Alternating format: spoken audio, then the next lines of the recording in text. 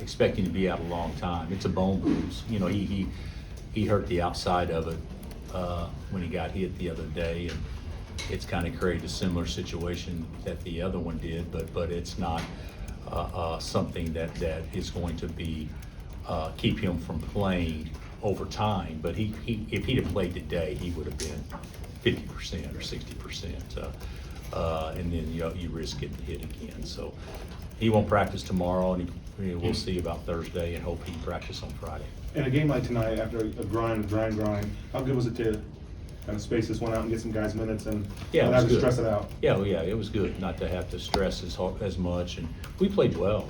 We played well, and offensively, we were the ball moved. We got shots we wanted, and we shared it, and shot distribution was good.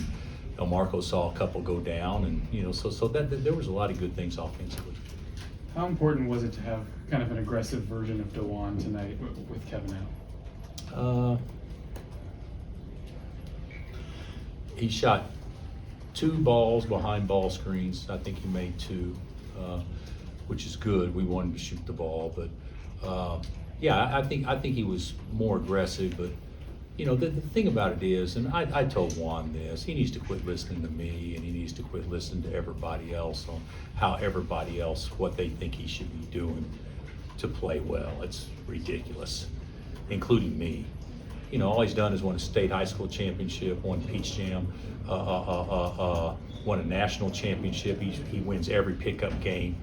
I told him, just trust your instincts, just play and trust your instincts, and quit trying to play if you are because other people say you need to do this and that. You know what he needs to do? He needs to make sure his team wins, and that's what he does. And so he'll read what he needs to do from game to game.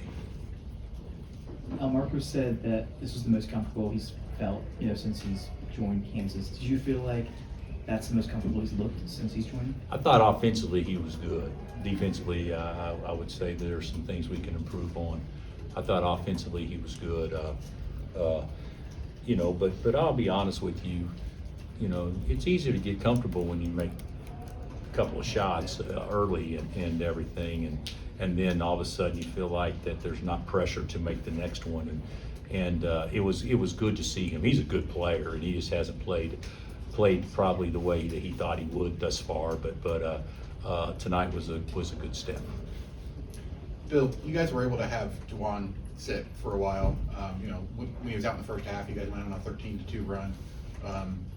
How big was it to be able to have that level of play while Dajuan was sitting on the bench? I thought it was good that and I didn't realize it's 13-2 run, but Juan he's not a 37-minute a game player. He's a 32-minute a game player, and tonight we were fortunate enough that we could rest him, and he'll be a lot better when he's in there if he is not playing every minute of the game. But I don't know. For the most part, that would be on a Marco.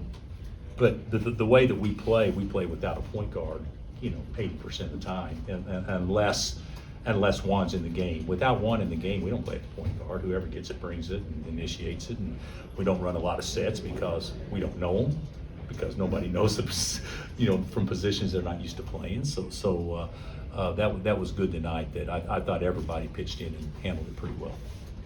You've talked a lot about El Marco kind of being in his own head and thinking too much and that kind of thing out there. Maybe the key to unlocking some of this is play to his athleticism. Does that apply offensively and defensively the same way? Just being an athlete, can he do the same thing? I actually think his first step is so good that he can get his shoulders past people and force help, and he did that a couple of times tonight, which was great. But the biggest thing is defensively, when he's alert and turned up, he can really guard. But if he forgets, maybe a switch or who he's guarding or something like that, and then it doesn't look as good. And that happened a couple of times too. He's just experienced away. He hasn't been playing ball that long. He's just experienced away from being a really effective player. But tonight was good. He needed to see the ball go in the basket. He's had a great attitude and hadn't had many things go right for him, but tonight was good. Anything else for Coach?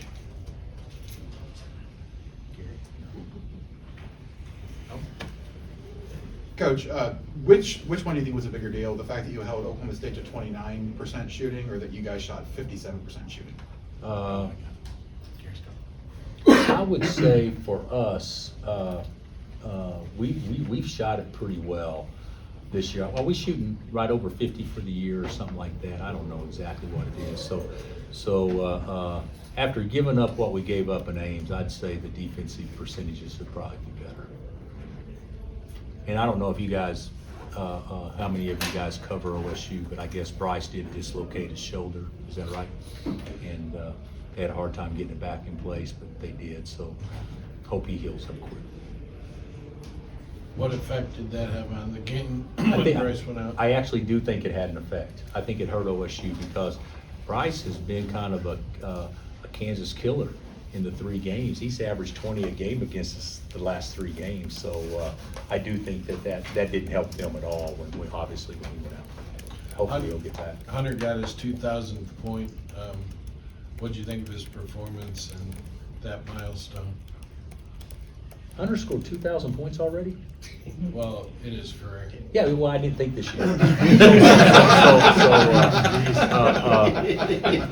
So he scored 2,000 points in less than 4 years, and technically he's got another year left. He could score 2,600, 2,700 points.